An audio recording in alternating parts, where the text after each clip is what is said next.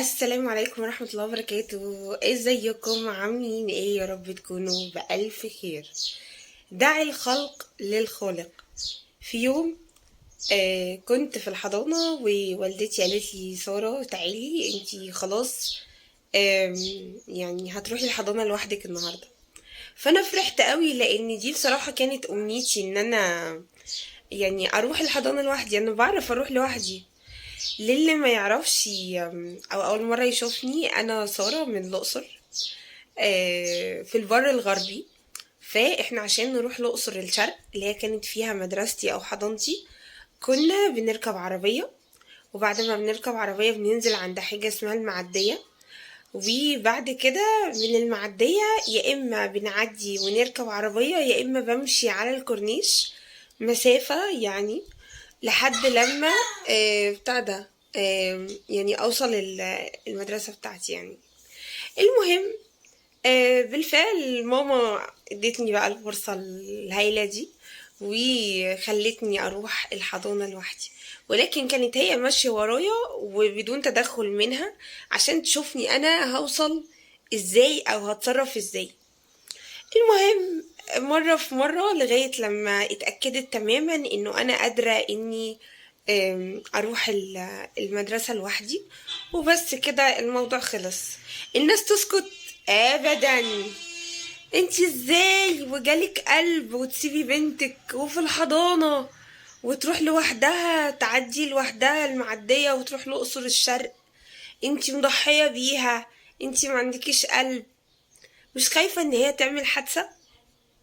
ويشاء القدر اني اعمل حادثة، ولكن قدام بيتنا، مش وانا بروح المدرسة خالص. الشاهد في الامر انه آم، دع الخلق للخالق. يعني مش عارفة، الناس بتدخل نفسها في حاجات يعني هي ملهاش اي دخل بيها تماما. اكيد اي ام في الدنيا ربنا خلقها هي بتخاف على ولادها، واي اب بيخاف على ولاده. ولكن كل حد فيهم بيبقى ليه طريقة معينة في التربية. في ناس بتخاف على ولادها لدرجة ان هم بيحرموهم من ان هم يبقى عندهم خبرة في الحياة. ويمكن ده شفته كتير حواليا. في ناس تانية بتحب ان هي تمكن ولادها وتخليهم يجربوا، طبعا بيكون تحت اشرافهم مرة واتنين وتلاتة، علشان حتى لما يغلطوا يتعلموا من غلطهم ده وما يرجعوش ان هما يعني يعملوه تاني. ف انا عايزة اقول من الفيديو ده ايه يا جماعة. يمكن انا زمان سمعت حد من الناس اللي هم الدعاة كان بيتكلم انك لو عايز تربي ابنك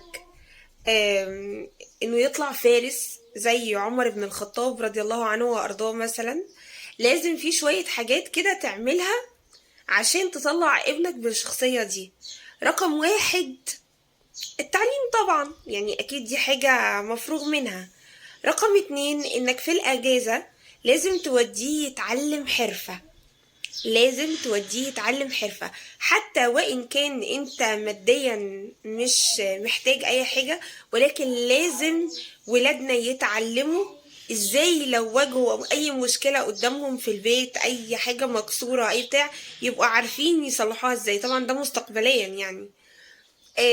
لازم تخلوهم يقروا كتاب حتى لو في السنة، لان قد كده القراية مهمة لولادنا. لازم يلعبوا رياضة. ويمكن كان في مقولة شهيرة مش متذكرة بالظبط مين الصحابي، بس اعتقد انه عمر بن الخطاب، بس انا مش متذكرة يعني عشان بس الكلام ما يؤخذش عليا. فكان بيقول: علموا اولادكم السباحة والرماية وركوب الخيل. يمكن دول من اكتر الرياضات اللي ممكن تكون بتدي ثقة في النفس وبتدي قوة وبتدي تركيز وهكذا من الاشياء. فحاولوا على قد ما تقدروا وانتوا بتربوا ولادكم. التربية مش صح وغلط وبس. التربية مش ان انا يعني اودي اقول انا وديت مدرسة وديت دروس ومثلا علمته دينه فكده خلاص انا ربيت وابني هيطلع فارس؟ ابدا. لازم يا جماعة ولادكم تعلموهم شوية من الخبرات اللي موجودة حواليهم في الدنيا، عشان يبقوا قادرين قد كده لما يكبروا يعتمدوا على نفسهم وما يتوهوش ابدا. لان انتوا مش دايمين لولادكم، يعني بابا او ماما مش موجودين، يعني ممكن في اي وقت من الاوقات هيسيبونا. بس حبيت ان انا اقول لكم الكلمتين دول. وسليم عايز يحضني دلوقتي، فاترككم في رعاية الله وامانه وحفظه، والسلام عليكم ورحمة الله وبركاته.